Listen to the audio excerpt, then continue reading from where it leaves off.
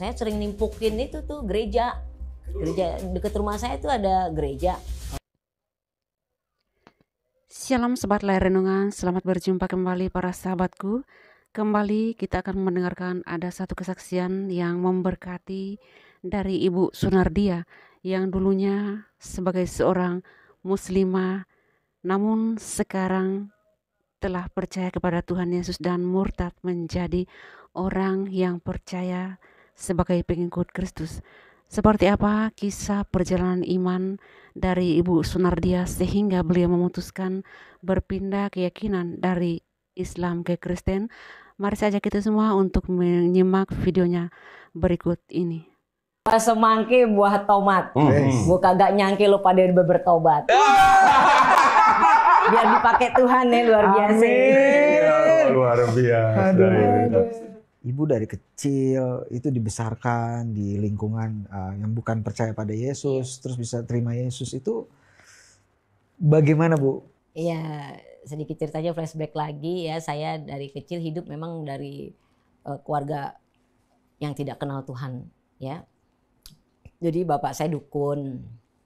Ya, ibu saya seringkali membantu bapak saya. Saya juga anak-anaknya itu bantuin bapak saya gitu ya. Nah, waktu kita belum terima Tuhan Yesus, waktu kita hidup masih dalam kegelapan, belum terima Tuhan Yesus, hidupnya ya kalau kita melihat sangat menajiskan sekali ya, hidup di luar Tuhan itu. Tapi akhirnya suatu saat saya melihat orang Kristen tuh kok jarang marah ya, istilahnya begitu. Walaupun mereka udah dikata-katain gitu, tapi kok diem aja sih gitu. Saya sering nimpukin itu tuh gereja. Kecil. Dekat rumah saya tuh ada gereja. Gereja Berarti Ibu dulu waktu kecil Bader juga. Preman. Cewek ya, mungkin gereja. Buset Jadi dah. buka kartu nih. Orang ada takut jangan yang orang Bekasi. Saya rambutnya bondol. bondol. Terus Ibu nimpukin dah di rumah tuh. saya tuh dekat gereja GPDI dulu. Sering lewat tuh nimpukin gitu, Timbukin rajin. gerejanya. Benci gitu, ada kebencian. Terus orang Kristen makanannya babi gitu, babi dimakan gitu ya. Nah, saya paling benci tuh sama orang udah Kristen lagi kan, tambah benci gitu. Nah ini teman. Jadi sekarang kan saya udah bertobat, saya nggak benci lagi. Iya. Jadi tambah mengasihi Iya. gitu. Jadi ya kita hidupnya dalam jahat, kita nggak tahu tuh. Ya ada roh aja yang mengajar kita untuk berbuat jahat. Membenci mereka. Jadi Membenci memang- orang-orang Kristen gitu. Iya, jadi memang orang di luar Tuhan Yesus hidupnya itu betul-betul selalu ingin melakukan kejahatan gitu.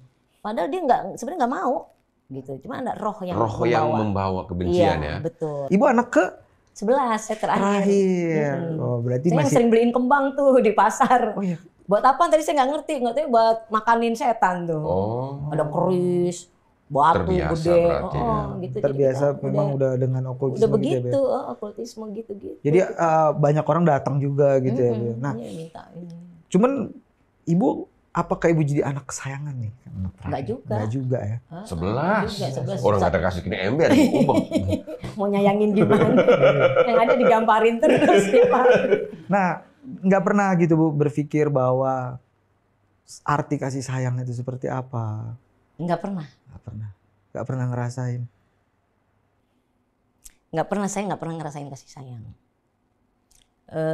Makanya saya lihat di orang Kristen tuh, Nggak apa-apa, Bu. di kekristenan itu saya lihat kok mereka baik gitu ya. Kita ini tidak ada satu orang anak pun yang terlewatkan tiap hari dengan gamparan lah istilahnya. Terlebih-lebih itu mama saya kadang kalau mukul anak-anak itu, anak di sana ya jauh padahal dia lempar itu pakai asbak rokok itu yang dari beling. Beratnya kayak apa? Dan kalau kena udah benjol udah kayak apa gitu. Ya istilahnya kita ngalamin semua yang namanya hidup di luar Tuhan ya, dikuasai roh jahat. Jadi kita ngalamin semua sesuatu yang tidak baik gitu, gamparan, hinaan gitu.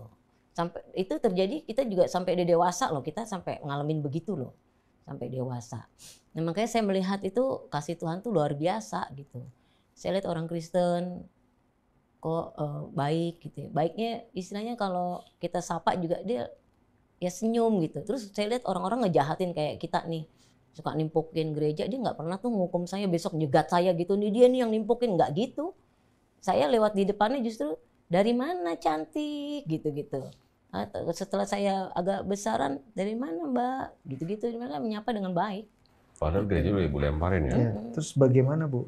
Jadi saya lihatnya dari cerminan kekristenan ya. Bagaimana kasih itu begitu diajarkan? Iya, karena memang cerminannya kita kan Yesus. Yesus Ya. itu kan penuh kasih.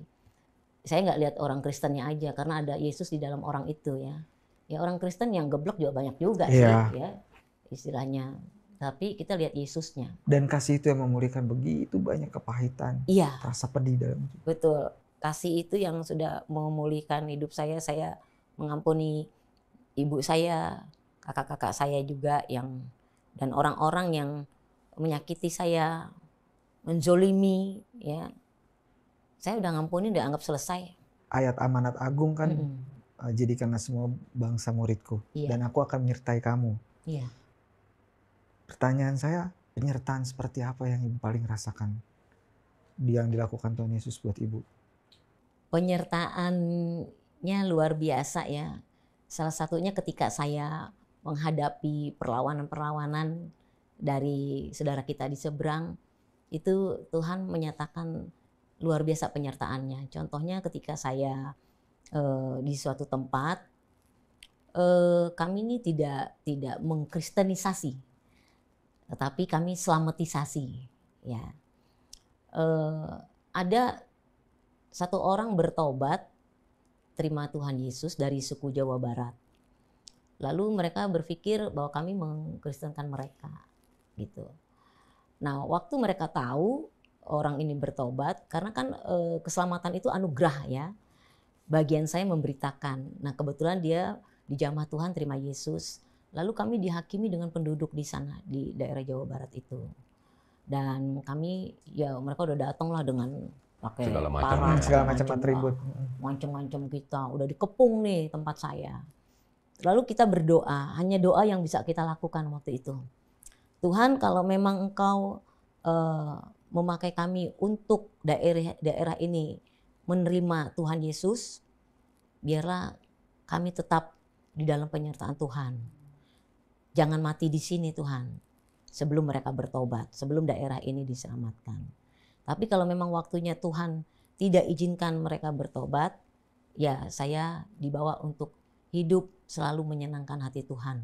Nggak apa-apa, mungkin belum waktunya tempat ini terima Yesus. Nah itu doa kami, seperti itu saja. Nah ketika kami keluar, kan di luar udah rame tuh, orang udah nyerang-nyerang kita gitu di gerbang. Ketika kami di luar, itu Tuhan Yesus tuh luar biasa.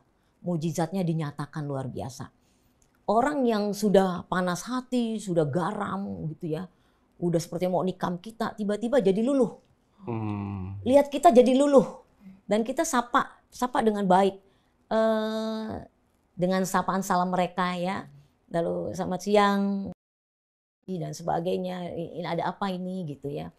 Lalu mereka dengan mudahnya langsung, oh nggak apa-apa Pak, nggak apa-apa, kami cuma pengen cek kontrol di sini. Kira-kira berapa orang yang tinggal di sini? Jadi ngawur gitu mereka. Jadi ngomongnya begitu. Jadi suasana waktu itu yang sudah memanas jadi reda. Nah ketika saat itu mereka singkat cerita bubar, ada hansip kami yang bicara di situ. Ada salah satu mereka berkata, ketika mereka lihat kita, itu seperti ada malaikat Tuhan yang menyertai kita. Nah disitulah dahsyatnya Tuhan Yesus itu luar biasa. Kami sih nggak tahu, ya, tapi yang kami yakini roh yang di dalam kami itu lebih besar daripada mereka. Suatu ketika, ya saya memang bergumul untuk teman hidup waktu itu. Saya bilang, Tuhan kalau saya menikah, saya kriterianya yang pertama takut Tuhan, saya gitu. Terus saya sebutkanlah yang sayang dengan keluarga dan sebagainya. Nah, waktu ketemunya itu juga unik sekali. Jadi waktu itu Bang Jun sendiri berdoa, lagi dia doa, itu yang sering ditampilin tuh wajah saya gitu. Bukan wajahnya yang lain. Ya. Padahal waktu itu banyak wanita. Banyak, itu kan suatu keunikan buat saya ya nggak? Bener, Jadi wajah saya ditampilin, lalu Bang Jun tanya, Tuhan ada apa nih dengan orang ini? Gitu. Lalu Tuhan bicara dengan Bang Jun karena kedekatannya ya dia secara kerohaniannya waktu itu. Dia bilang cari cari Suruh. orang ini. Oke. Jadi Bang Jun suruh cari saya. Dan sama sekali kami kan buta, nggak ngerti, dia juga nggak kenal saya. Gitu. Belum ada medsos lagi Nggak zaman itu ada, kan. iya. Kalau ada sekarang bisa Berarti dicari. melalui suatu penglihatan. Mimpi. Penglihatan ya. Oke. Jadi Tuhan tuh memang sudah pertemukan kami lewat itu ya. Ya akhirnya dia cari saya. Ketemu dah Gitu. tuh. Cari-cari kemana gitu ya, cari informasi gitu. Singkat cerita ya, karena dia mencari-cari sampai mendapatkan kata Tuhan begitu. Oh iya. Ya kan, ketemu lah. Di mana Gitu. ketemunya waktu itu, Bu? Nah ketemu, telepon dulu. Oh iya. Ketemu, telepon. Ini dengan Elizabeth ya, bla bla bla. Ini siapa ya?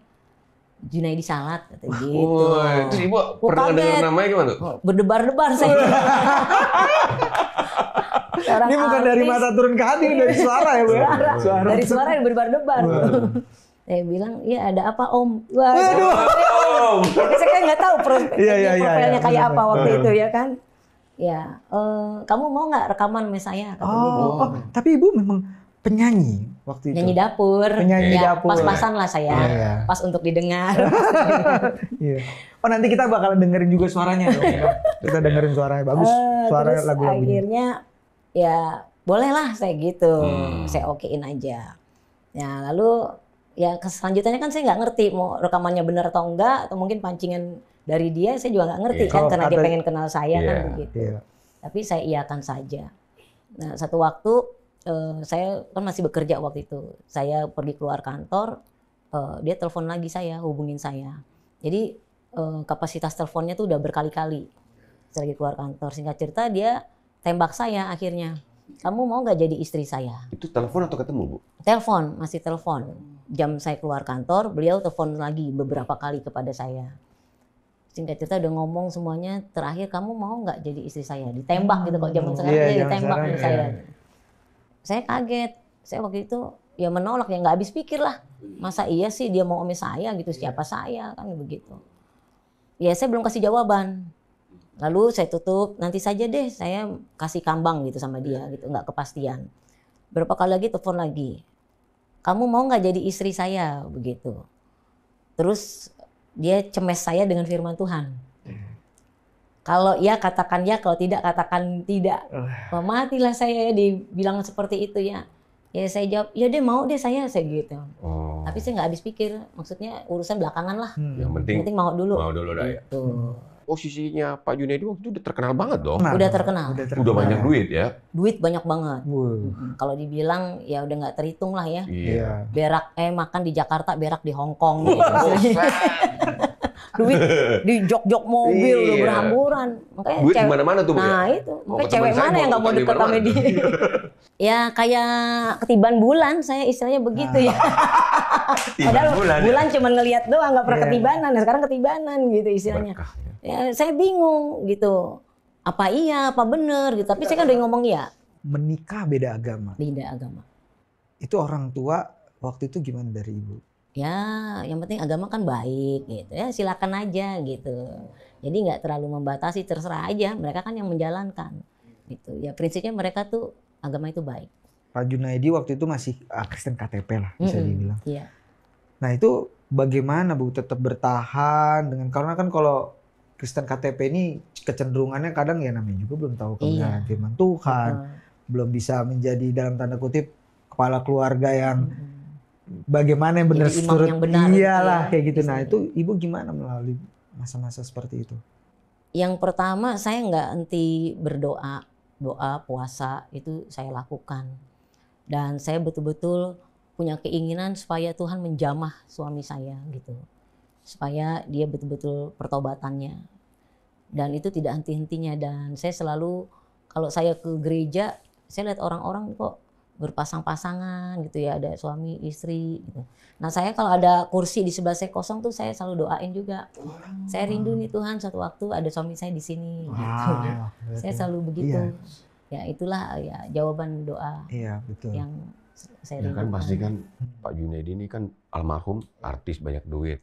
Ya waktunya kan lebih cari duit dong. Iya. Ibaratnya iklan. Tadi kan Ibu makanya di mana? Maaf, beraknya di sana. Ya duit makin banyak. Iya, duit saking banyak. Berarti artinya Tuhan itu bagi dia sekian lah Bu ya. Iya. Dulu kan. Iya. Nah, berapa tahun Ibu berdoa? Berdoanya cukup lama ya. Itu ada lah 6-7 tahunan lah. Nggak jemu-jemu saya berdoa. Boleh tahu nggak doa ibu seperti apa? Ya simpel aja sih doa saya.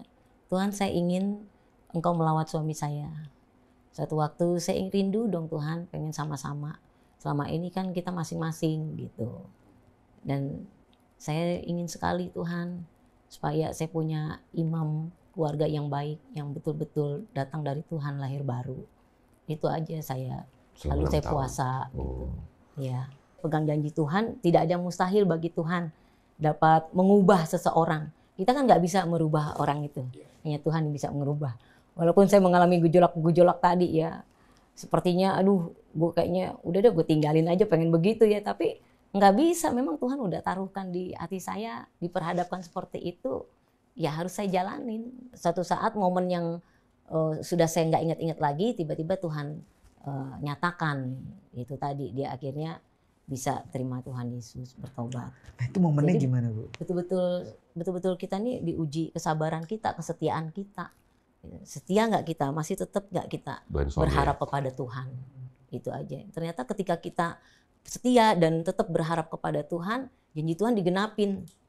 Nah kita kan seringkali janji Tuhan belum tergenapin, kita udah tinggalin Tuhan, udah klaim ya Tuhan. Kecewa, ya betul. Mengatakan sesuatu hal yang terbaik. Nah, iya. Akhirnya bagaimana Bu? Momen dimana Pak Junaidi Salat ini almarhum bisa mengenal Yesus?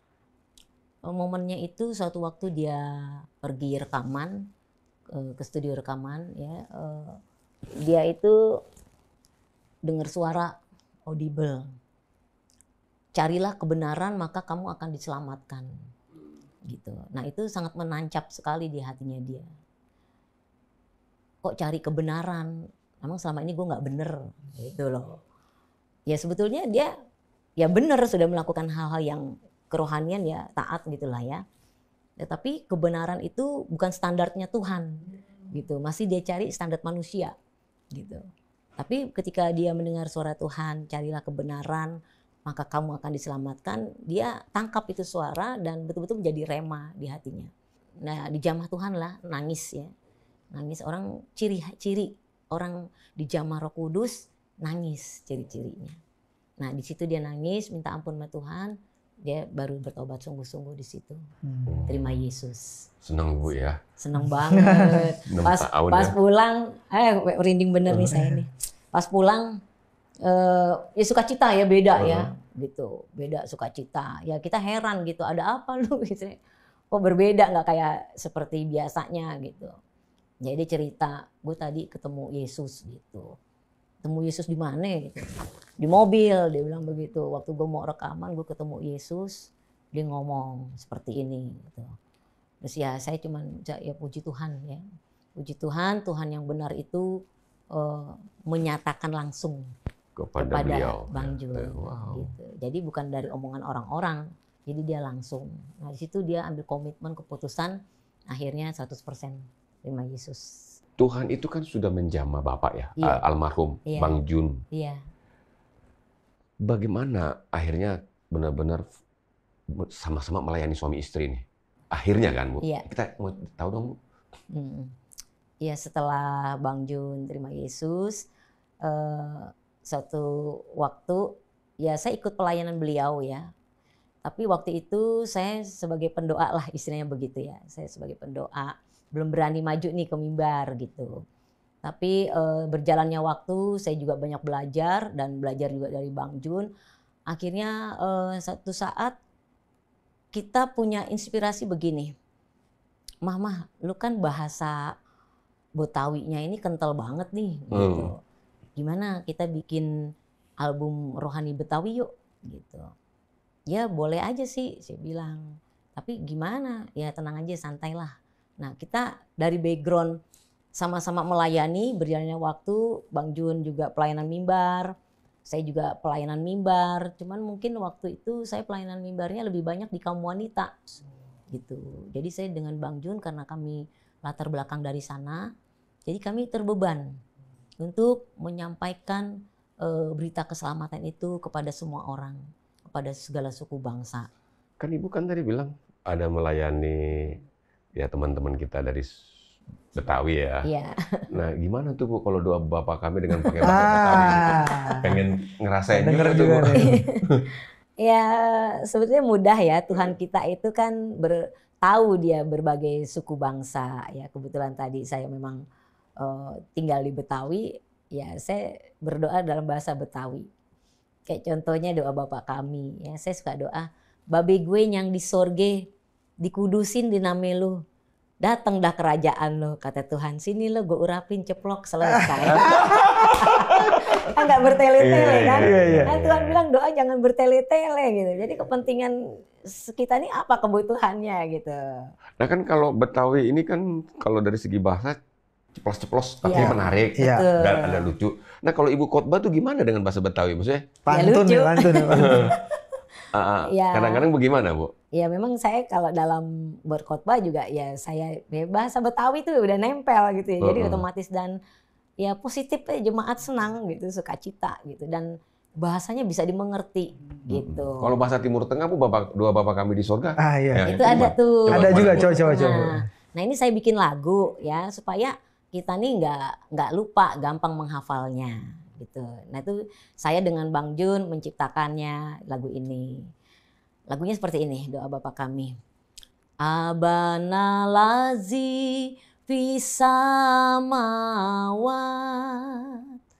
liyata kodasi ismuka liyati malaku tuka litakum asimatuka kama fisama ikazali ka'alat.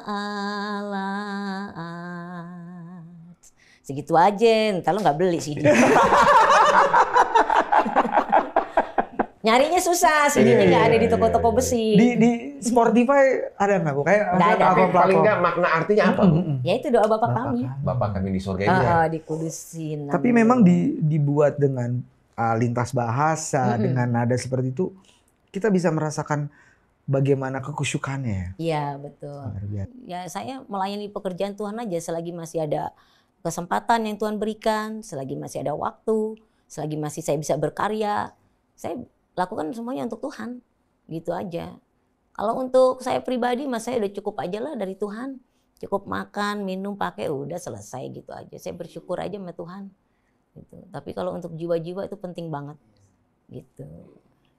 Jadi saya hidup untuk melayani Tuhan, melayani pekerjaan Tuhan. Kalau harta mau ngebawa kemana Bu ya? Kagak dibawa kemana-mana. Kalau harta lagi melimpe-limpe, hatinya seneng, entu sih biasa. Biasa kalau harta lagi melimpah-limpah, orang dunia bisa lakukan sukacita, traktir orang sono sini, ya. Orang Kristen hartanya lagi melimpah seneng, haleluya, puji Tuhan. Bahasa roh di mana-mana. Kalau bokeh kagak punya ape-ape, hatinya seneng, itu baru luar biasa. Yang Tuhan pengenin. Itu dia. Meskipun udah ngeblangsak hidup kita nih melarat, ya nggak punya apa-apa, bokeh, kita tetap bersukacita. Ini Tuhan seneng. Makanya kita harus tunjukkan pandangan kita hanya kepada Tuhan. Maka wajah kita akan berseri-seri, gitu. Ya, terima kasih Bapak Ibu Saudara sekalian telah menyimak sampai akhir video kesaksian ini yang semoga kiranya memberikan kekuatan baru kepada kita sebagai pengikut Tuhan Yesus, sebagai orang yang percaya, di mana Ibu Muslimah ini lagi-lagi percaya kepada Tuhan Yesus yang mana berasal dari Muslim yang taat tetapi sudah dipilih oleh Tuhan Yesus sesuai dengan firman-Nya bahwa dialah sebagai Tuhan yang berhak untuk memilih siapa yang layak dan pantas untuk diselamatkan. Percaya saja bahwa pada akhirnya semua mulut akan mengaku bahwa Yesus adalah Tuhan. Semoga video kesaksian ini memberkati. Silakan di-share. Tuhan Yesus memberkati dan sampai jumpa.